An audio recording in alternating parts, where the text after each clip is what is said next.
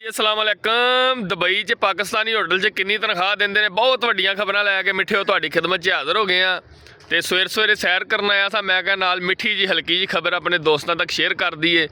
उस तो पहला जनाब तुसीं साडा जे यूट्यूब चैनल सबसक्राइब नहीं किया सबसक्राइब कर लियो। वीडियो अच्छी लगे तो वीडियो लाइक भी कर दिओ, शेयर भी कर दिओ। तो खबर की तरफ आने मिठिओ, आ जिहड़े पाकिस्तानी होटल ने दुबई दे विच इत्थे बंदे नूं किन्नी तनख्वाह देंदे ने। मेरे दोस्तां आख्या कुछ बंदियां पुछण की कोशिश की, मैं कहा चलो ये एक वीडियो बना देंगे।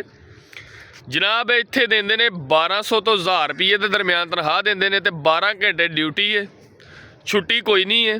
तो ड्यूटी भी टोटिया ना करानी है, सुबह 4 घंटे, दोपहर को 2-3 घंटे, फिर शाम को 7 बजे तो रात 12 बजे तक नींदर पूरी कोनी बंदे दी हुंदी। ते इन्ना बंदे नूं भजांदे ने कि 50-50 दुंबा बना छड्डदे ने।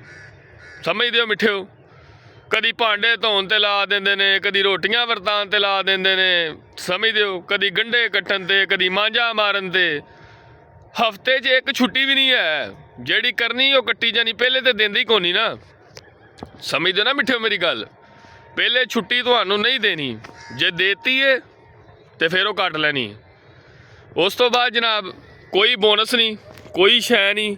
2 साल बाद जो तुसा वापस आना, तुसी पल्लिओ टिकट करा के अपने मुल्क वापस आना है, तुहानू वापसी की टिकट भी नहीं उन्हें देनी कि सुक्की पुक्की तनख्वाह देनी है। 12 घंटे ड्यूटी है, छुट्टी भी कोई नहीं, रोटी देंगे, रैश देंगे। तुहाडा ये भी 1200 रुपया बच जाया करेगा, बज्जा बजाया। तो वाह वाह कि उन्हें तुहानू दुंबा बना छड़ना है। तो जनाब है धुंध तुहानू चैक कराना, पिछे चैक करो। मैं क्या मिठिया हल्की जी खबर दे दी है, पैलियां लाया हाँ, चैक करो किवें धुंध पई 4 सवेरे। ओ हल्की जी सूरज ने अख कढ़ी है, तो धुंध थोड़ी जी घट हो जाएगी।